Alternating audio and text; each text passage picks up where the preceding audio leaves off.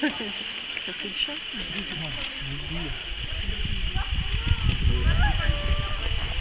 Non, mais c'est bas aussi. Hein.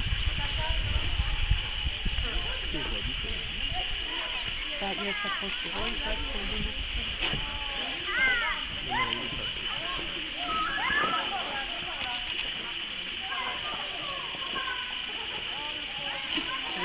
qu'est-ce qu'il va faire?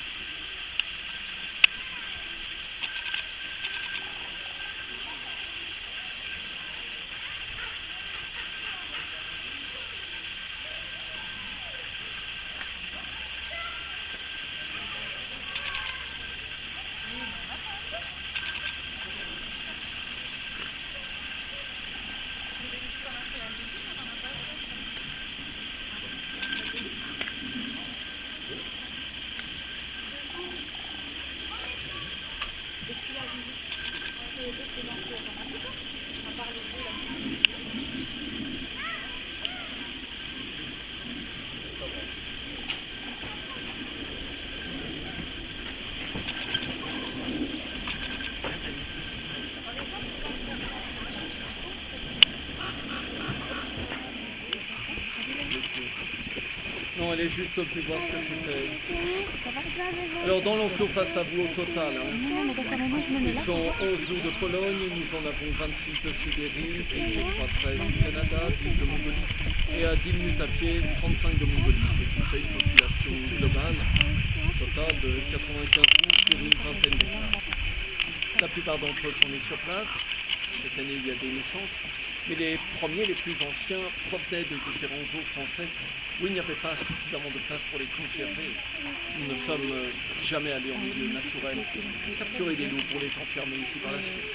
Et si nous en avons une petite centaine, c'est parce qu'on a eu la possibilité de récupérer il y a 23 ans, c'était le 3 mars 1991, 80 loups sauvés par la société Bardo, Sans loup avait été capturé en Mongolie extérieure par des trafiquants. Conduits en Hongrie, ils devaient être échangés contre des vigiles et bâtiments. En fait, ils devaient les vendre afin de récupérer les pauvres. La fondation Brigitte Bardot sur du soldat, il n'y a plus de pauvres. Il fait tout ça. Celui-là aura 5 ans le mois prochain. Et sur la droite, le plus petit là, c'est le deuxième au partant de la droite, c'est un bébé de l'année dernière. Il n'a que 11 mois, il n'a pas encore un an. Donc vous pouvez d'abord retrait. Et tout à gauche, c'est la mère de ces 3 loups. C'est la femelle dominante. Il y en a plus, pourquoi on en mettra plus à droite et à gauche. Voilà, ça évitera les noirs, non, il faut taille 60 à 90 cm au garrot et un poids de 16 à plus de 76. Alors le loup Pologne, c'est la même sous-espèce que celle que nous avions dans le passé en France avant que l'animal soit éradiqué entre 1890 et 1930. En fait, c'était le même pour la France, les pays de l'Est et la Scandinavie. il y a à nouveau des loups en liberté sur notre sol. Ça fait maintenant 21 ans, mais ils sont plus petits, d'origine italienne. 25 à 28 kilos la femelle, 28 à 35 voire 39 kilos pour les plus gros. On va avancer un peu, vous les verrez mieux. En Pologne, au maximum, les loups peuvent atteindre 67 kilos. Ah, au fait, celle-ci, c'est la femelle dominante.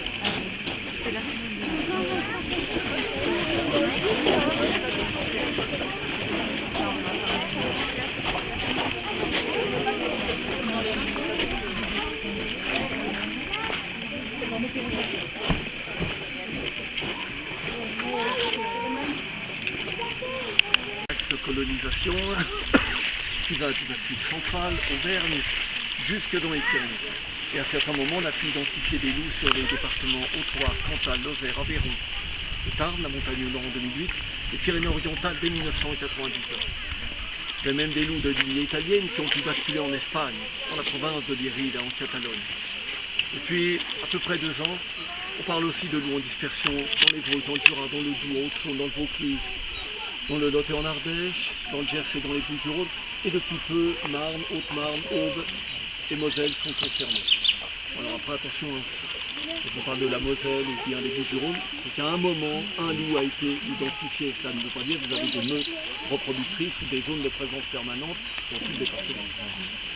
C'est souvent grâce à la récupération sur le terrain d'échantillons, principalement des matières fécales, des crottes, de temps en temps sang, poils.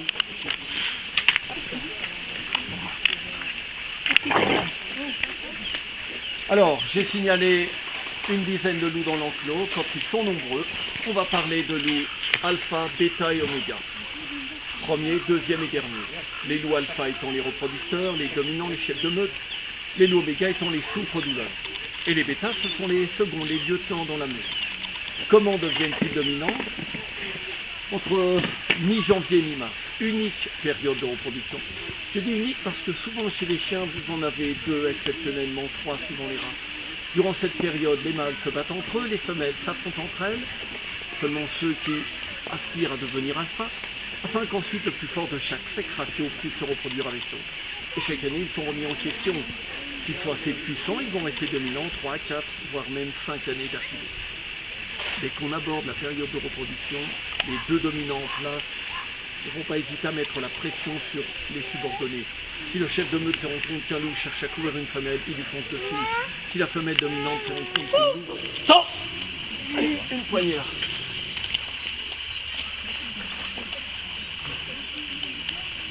On s'excite, hein?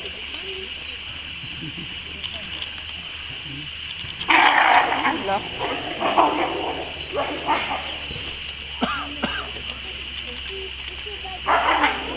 Bon après, il arrive de temps en temps qu'il ne se fasse pas de cadeau, hein, au niveau des morsures. On a... Il y a qu'un... Tu peux t'arracher l'oreille. On le prend.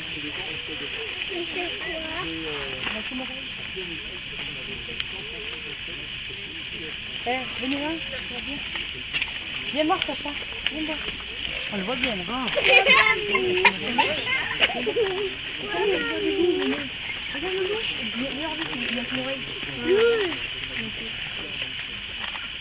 Putain, au moins on me prend pas autant que ça. Loulou! Loulou! Loulou!